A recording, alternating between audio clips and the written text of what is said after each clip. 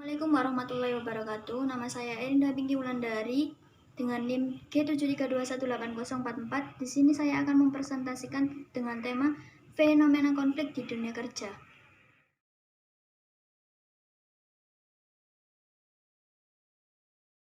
Fenomena konflik kali ini saya akan membahas mengenai kasus yang terjadi pada perusahaan keluarga yang terjadi pada studi kasus perkebunan X. Indikator yang ingin saya bahas, yang pertama ada perusahaan keluarga, yang kedua ada konflik, yang ketiga ada manajemen konflik, yang keempat yaitu strategi manajemen konflik, yang kelima dampak konflik, dan yang terakhir penyelesaian konflik. Indikator yang pertama yaitu perusahaan keluarga, di mana kalian pasti tahu perusahaan keluarga yang mengelola yaitu generasi dalam keluarga itu sendiri. Indikator yang kedua, konflik.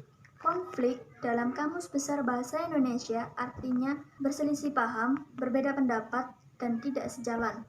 Dalam kasus ini, konflik terbagi menjadi 3 bagian.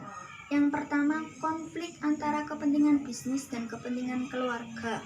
Hal ini disebabkan karena ketidakjelasan struktur organisasi perusahaan, sehingga dalam pengambilan keputusannya bisa diwakili oleh berbagai pihak.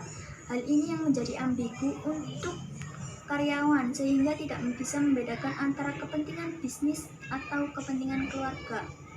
Kedua, konflik antar anggota keluarga.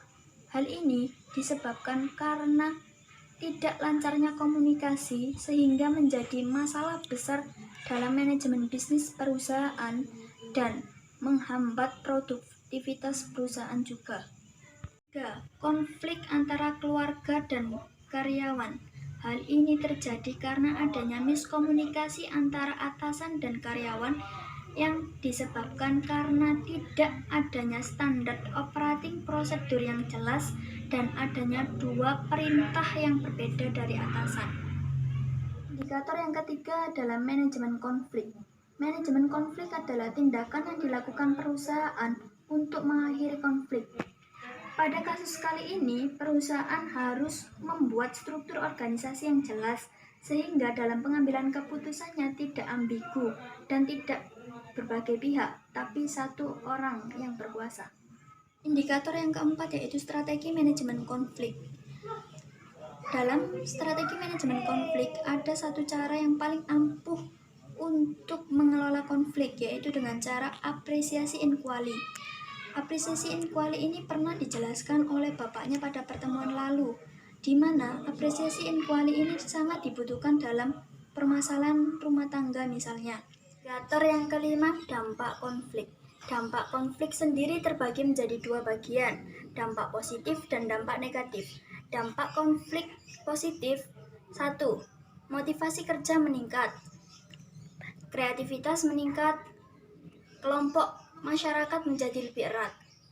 Sedangkan dampak negatif konflik, yang pertama adanya kepercayaan yang berkurang bahkan hilang, produktivitas menurun, terbentuknya kelompok kubu-kubu, timbulnya masalah moral. Indikator yang keenam yaitu penyelesaian konflik. Penyelesaian konflik bisa dilakukan dengan 2 cara. Yang pertama sukarela dan yang kedua tidak sukarela. Dalam penyelesaian konflik sukarela bisa dilakukan melalui arbitration, sedangkan dalam penyelesaian konflik tidak sukarela bisa melalui persidangan atau di mata hukum pengadilan.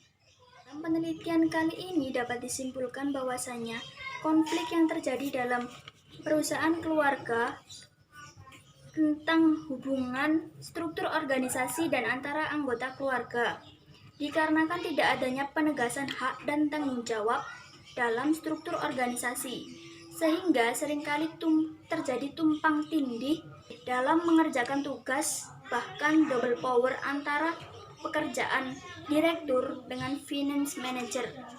Sekian presentasi dari saya, kurang lebihnya saya mohon maaf. Wassalamualaikum warahmatullahi wabarakatuh.